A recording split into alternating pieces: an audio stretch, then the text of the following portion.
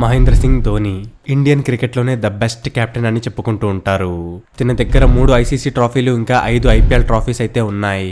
అలానే MS ధోనిని best wicket keeper ఇంకా best finisher అని అంటారు. తన ఫ్యాన్స్ అయితే తినని కెప్టెన్ కూల్ అని పిలుస్తారు. కానీ కొంతమంది జనాలు మాత్రం తినని క్రెడిట్ స్టీలర్ అని అంటారు. సో ఫ్రెండ్స్, నిజంగానే ఎంఎస్ ధోని ఒక మంచి కెప్టెనా, లేదంటే తన టీంకి ఏ కాంట్రిబ్యూషన్ ఇవ్వకుండా క్రెడిట్ ని స్టీల్ చేస్తాడా? 2003 వరల్డ్ కప్ ఫైనల్లో ఆస్ట్రేలియాతో ఓడిపోయిన తర్వాత టీమిండియా అయితే చాలా ప్రాబ్లమ్స్ ఫేస్ చేస్తుంది. Sourav Ganguly was near to his retirement. ఇంకా నెక్స్ట్ కెప్టెన్ ఎవరవుతారు అన్నది అప్పటి వరకు ఫైనల్ అవ్వలేదు. ఆల్దో రాహుల్ ద్రావిడ్ అయితే అప్పటికే కెప్టెన్సీ తీసేసుకున్నాడు. కానీ రాహుల్ ద్రావిడ్ వల్ల టీంలో పెద్దగా ఫరక్ ఏమీ పడలేదు. ఇంకా అప్పటికి టీంలో ఒక గుడ్ వికెట్ కీపింగ్ బ్యాట్స్మెన్ అయితే లేడు. ఈవెన్ బీసీసీఐ రాహుల్ ద్రావిడ్ లాంటి బ్యాట్స్మెన్ తో ఫీల్డింగ్ చేయించింది. కానీ గ్రెగ్ చాపల్తో అయిన కాంట్రవర్సీ వల్ల ఇండియా అయితే బయటకు వచ్చేసింది 2007 ఓడిఐ వరల్డ్ కప్ నుంచి. ఆ వరల్డ్ కప్ తర్వాత ఇండియాకైతే చాలా హేట్ ని ఫేస్ చేయాల్సి వచ్చింది. ఎంఎస్ ధోని యొక్క ఎంట్రీ అయితే టీంలోకి 2004లోనే అయిపోయింది. As a wicket keeper batsmen చాలా కొంచెం టైంలోనే ఎంఎస్ ధోని టీంలో తన పొజిషన్ ని ఫిక్స్ చేసేసుకున్నాడు. ఎంఎస్ ధోని యొక్క బెస్ట్ వికెట్ కీపింగ్ ఇంకా బ్యాటింగ్ ని చూసి ఓడిఐ ఇంకా T20 కెప్టెన్సీని ఎంఎస్ ధోనికి ఇవ్వాలని బీసీసీఐ అనుకుంది. తర్వాత 2007లో India won the first ever T20 world cup. Final match లో ఇండియా పాకిస్తాన్ ని ఓడించేసింది 5 రన్స్ తో. ఎంఎస్ ధోని అండర్ లో first time team India T20 world cup ని గెలిచింది. ఫైనల్ మ్యాచ్ లో గౌతమ్ గంభీర్ అయితే కొట్టాడు 75 రన్స్ ఆన్ 54 బాల్స్. ఇంకా ఇర్ఫాన్ పఠాన్ అయితే 3 వికెట్లు తీసి కేవలం 15 రన్సే ఇచ్చాడు. MS Dhoni last over newbie bowler Jogendra శర్మకి ఇచ్చాడు. అది అప్పుడు చాలా ప్రెషర్ సిచ్యువేషన్. అయినా సరే ఇండియా ఆ మ్యాచ్ ఇంకా వరల్డ్ కప్ ని గెలిచేసింది. ఇమాజిన్ 2007 వరల్డ్ కప్ నుంచి నాక్డౌట్ అయిపోయిన తర్వాత మనం T20 వరల్డ్ కప్ ని గెలిచేశాం. ఈ అచీవ్మెంట్ తర్వాత జనాలు ఎంఎస్ ధోనికి క్రెడిట్ ఇవ్వడం స్టార్ట్ చేశారు. గౌతమ్ గంభీర్ ని ఇంకా ఇర్ఫాన్ పఠాన్ ని అయితే చాలా కొంచెం మంది అప్రిషియేట్ చేశారు. తర్వాత 2008లో ఐపీఎల్ యొక్క ఫస్ట్ సీజన్ అయితే అయ్యింది. అందులో MS Dhoni captain Chennai super Kings కి. ఇంకా వీళ్ళ టీం ని తిను ఫైనల్స్ వరకు లీడ్ చేసుకుంటూ వచ్చాడు. అప్పుడు చెన్నై సూపర్ కింగ్స్ రాజస్థాన్ తో ఫైనల్స్ అయితే ఓడిపోయింది. కానీ ధోని మాత్రం యాజ్ ఎ కెప్టెన్ గా వాళ్ళ టీం ని బెస్ట్ గా లీడ్ చేసుకుంటూ వచ్చాడు. అదే ఇయర్ మిడ్ లో India's test captain Anil Kumble international cricket నుంచి రిటైర్ అయిపోయాడు. అప్పుడు బీసీసీఐ చేసేసింది ఎంఎస్ ధోనిని 3 ఫార్మాట్లకి కెప్టెన్. తర్వాత అదే ఇయర్ లో ఇండియన్ టీం ఎంఎస్ ధోని కెప్టెన్సీలో ఆస్ట్రేలియాలో అయిన సిబి సిరీస్ కూడా గెలిచేసింది. ఇయర్ 2010 టీమిండియా ఏషియా కప్ ని కూడా గెలిచేసింది. ఇంకా ఐపీఎల్ లో టీం ఎంఎస్ ధోని కెప్టెన్సీలో 2010 ఇంకా 2011 కప్ ని కొట్టేసింది. ఇంకా ఇయర్ 2011లో ఓడిఐ వరల్డ్ కప్ అయితే జరగబోతుంది ఇండియాలో.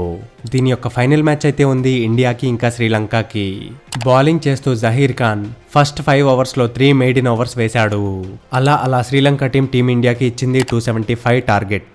తర్వాత India innings Gautam Gambhir 97 runs, Dhoni 91 not out. ఇంకా ఐకానిక్ 6 తో team India lifted the ODI world cup after 28 years. మొత్తం దేశమంతా హ్యాపీగా ఉంది.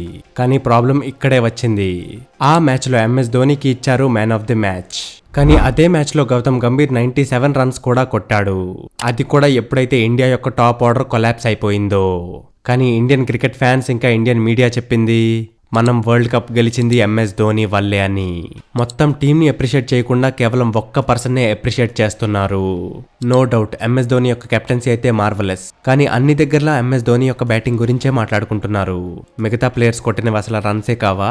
ఎంఎస్ ధోని లేకపోతే మనం అసలు వరల్డ్ కప్ గెలిచే వాళ్ళమే కాదు అంటున్నారు. ఇంకా మీడియా వాళ్ళైతే ఇది కూడా క్లెయిమ్ చేసేశారు, MS Dhoni was the final saviour in 2011 world cup. అవును, నిజానికి ఎంఎస్ ధోని కూడా కాంట్రిబ్యూట్ చేశాడు. కానీ అందరూ గౌతమ్ గంభీర్ యొక్క 97 అయితే మర్చిపోయారు. కానీ గౌతమ్ గంభీర్ ని ఎవ్వరూ అప్రిషియేట్ చేయలేదు. కేవలం ఎంఎస్ ధోనినే హీరో అని అన్నారు. కానీ 2012లో ఒక ఇంటర్వ్యూలో వీరేంద్ర సెహ్వాగ్ అన్నాడు, మనం వరల్డ్ కప్ ఎంఎస్ ధోని వల్లేమీ గెలవలేదు అని. మేం వరల్డ్ కప్ ఎందుకు గెలిచామంటే మా టీం స్ట్రాంగ్ గా ఉంది కాబట్టి. తర్వాత 2013లో ఇండియా టీం అయితే గెలిచింది ఛాంపియన్స్ ట్రోఫీని. అప్పుడు కూడా టీం కి కెప్టెన్ ఎంఎస్ ధోనినే. సో ఫైనల్లీ ఎంఎస్ ధోని అయితే గెలిచేశాడు major ICC 3 trophies. 2007 T20I world cup, 2011 ODI world cup, ఇంకా 2013 ఛాంపియన్స్ ట్రోఫీ. అందుకే ఎంఎస్ ధోనిని great captain of all time అని అనడం కూడా స్టార్ట్ చేశారు. ఎంఎస్ ధోని మళ్ళీ లైమ్ లైట్ లోకి వచ్చేశాడు. ఎందుకంటే తను ఇంపాసిబుల్ థింగ్స్ ని పాసిబుల్ చేసి చూపించాడు కాబట్టి. ఇంకా తను ఇండియన్ క్రికెట్ కి గ్రేట్ వాల్యూని యాడ్ చేశాడు. ఇందుకే మళ్ళీ ఫ్యాన్స్ ఇంకా మీడియా అయితే క్లెయిమ్ చేయడం స్టార్ట్ చేసేశారు, ఈ ట్రోఫీస్ అన్ని ఎంఎస్ ధోని వల్లే వచ్చాయని.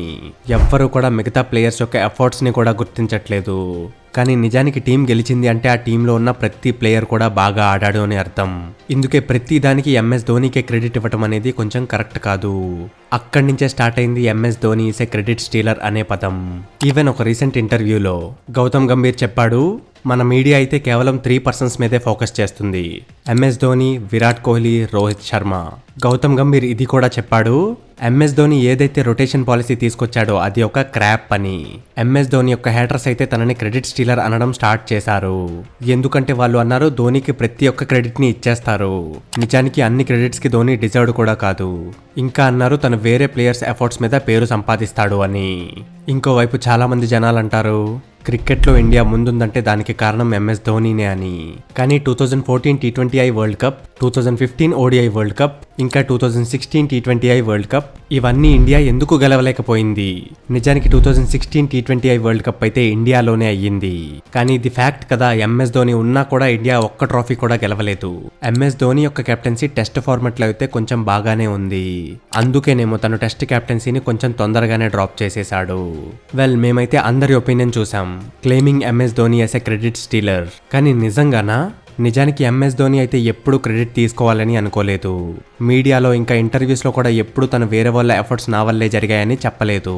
కానీ తనకి ఓవర్గా క్రెడిట్స్ ఇచ్చింది తన ఫ్యాన్స్ అండ్ మీడియా. ఇన్ఫ్యాక్ట్ చాలా సిచ్యువేషన్స్లో ఎంఎస్ ధోని టీమ్ ఎఫర్ట్స్ని అప్రిషియేట్ చేశాడు.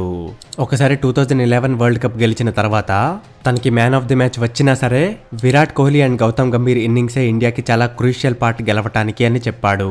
ఒకసారి ఫ్యాన్స్ ఎంఎస్ ధోనితో సెల్ఫీ తీసుకుంటున్నప్పుడు వాళ్ళు అన్నారు you made us win 3 trophies అని.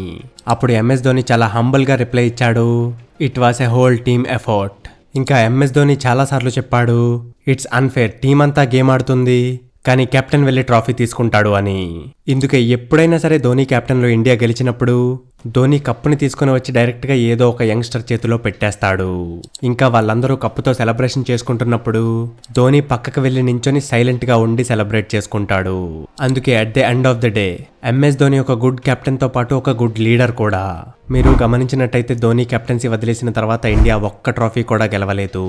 సో ఫ్రెండ్స్, మీరేమంటారు? నిజంగానే ఎంఎస్ ధోని ఒక క్రెడిట్ స్టీలరా, లేదంటే కాదు తను ఒక గుడ్ కెప్టెన్ అంటారా? కామెంట్ సెక్షన్లో మాకు తప్పక తెలియజేయండి. ఫ్రెండ్స్, వీడియోని ఇక్కడ దాకా చూసారు అంటే ఆ లైక్ బటన్ని కొట్టడం మర్చిపోకండి. ఇలానే ఇంట్రెస్టింగ్ అండ్ ఇన్ఫర్మేటివ్ వీడియోస్ చూస్తూనే ఉండటానికి మన ఛానల్ అయితే సబ్స్క్రైబ్ చేసేసుకోండి.